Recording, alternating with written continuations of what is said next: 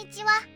今回は当時マタンザブローは仮面ライダーになりたい第2話への視聴者の反応をご紹介します。このチャンネルでは最新アニメの視聴者の反応や感想をご紹介しています。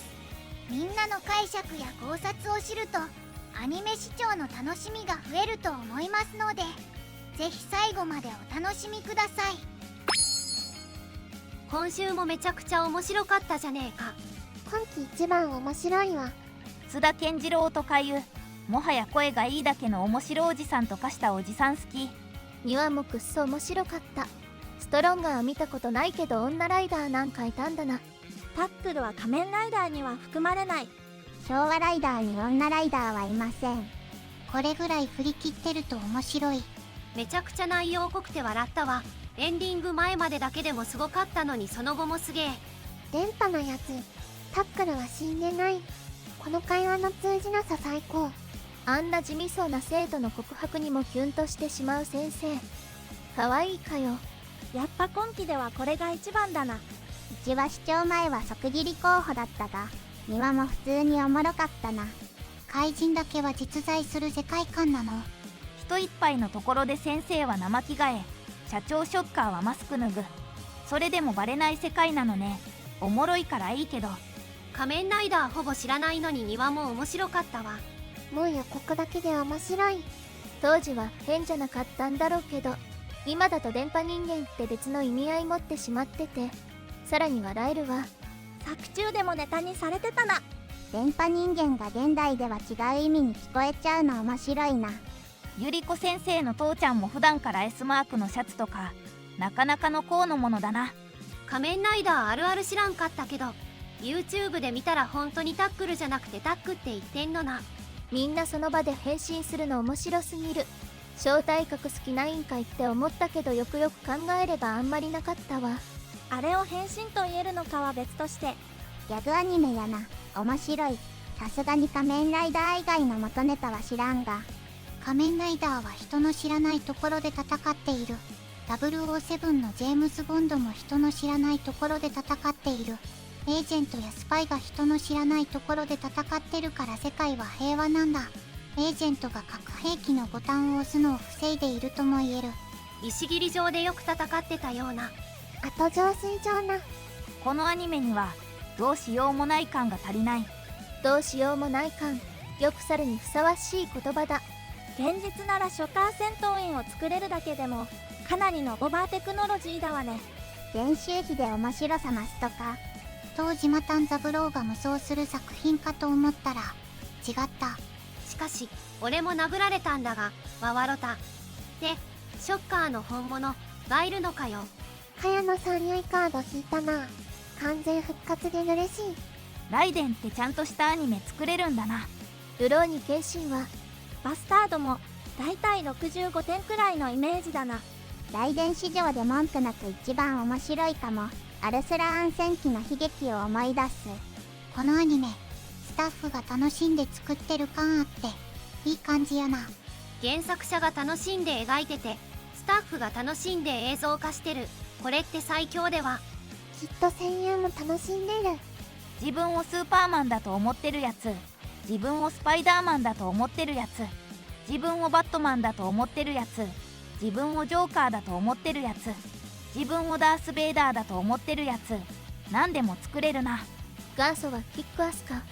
コミックスだと50年代のキャプテンアメリカが後で別人にされたことがある。設定変更で終戦間際に行方不明になって、反共産主義者が勝手にキャプテンアメリカ名乗って赤狩りしてたことに。番組放送終了に合わせて東映特撮 YouTube チャンネルで仮面ライダーストロンガー30話が公開開始。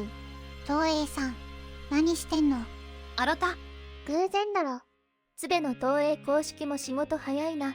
初見の人はストロンガーは見た方がいいぞ。後で見るわ。やべえやつが矢継ぎ早に出てくる。アニメ版タックルは美化されてるから着替えてるとことかやばいもん見た気になる。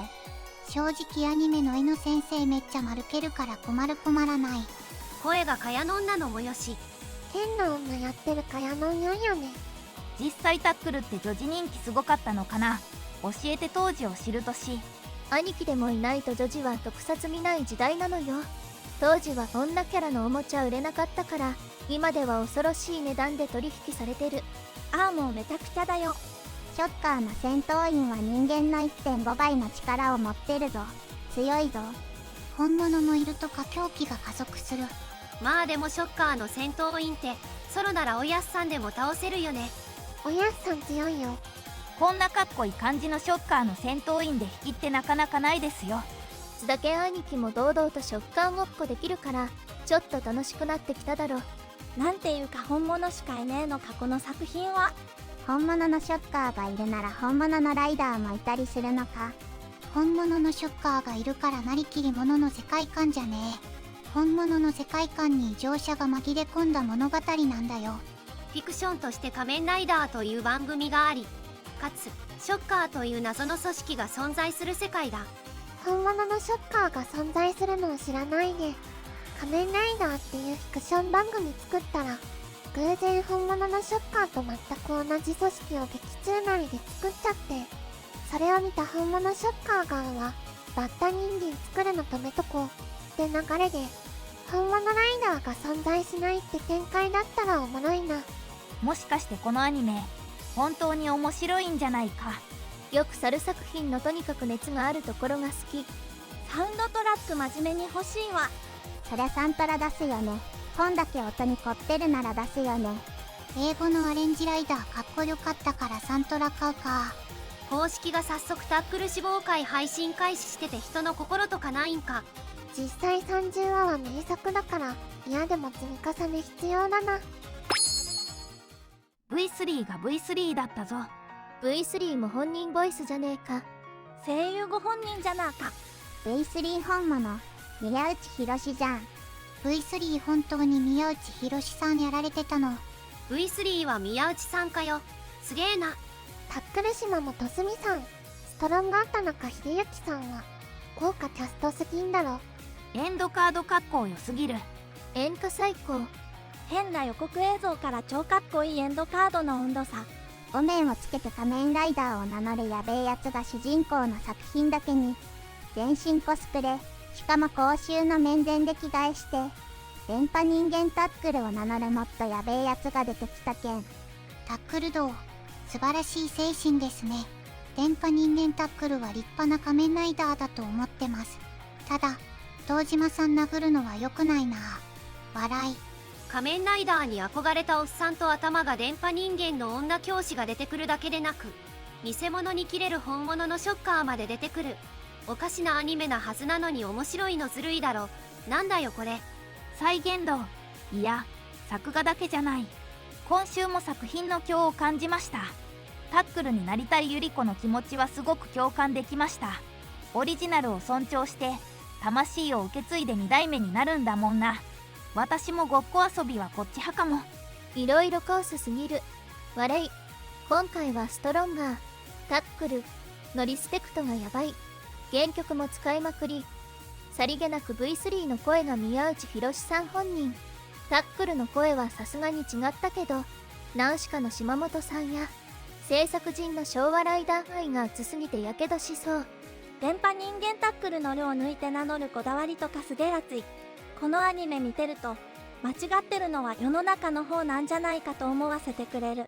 ショッカーに憧れてヤクザになった男だけじゃなく、本物ショッカーの登場で混沌としてきて面白い。今週も謎に熱くて満足度が高い。一つのことにかける男たちの情熱が心の奥底に眠る熱いものを呼び覚ます。タックルに傾倒する知女が参戦したり、本物っぽいショッカー戦闘員が出現したりと、なかなかにカオスになってきたのです。笑い。正直仮面ライダーにはそんなに詳しくないので、タックルって初めて知りました。ごめん。でもそんな立場でも実写再現に力が入っているのはわかる。そして狂人がすごい勢いで現れて暴れていくの。あまりに問答無用の勢いで面白すぎる。1話より加速してるな。この作品で分かったのは、東映は無許可には厳しいけど、ちゃんと許諾を得ればある程度割と自由にやっても許されるというのが分かった。最後までご視聴いただきありがとうございました。皆さんのご感想や注目ポイント、考察などありましたらコメントで教えていただけると嬉しいです。このチャンネルでは最新アニメの視聴者の反応や感想をご紹介しています。ぜひチャンネル登録とグッドボタンをよろしくお願いします。それではまた次回の動画でお会いしましょう。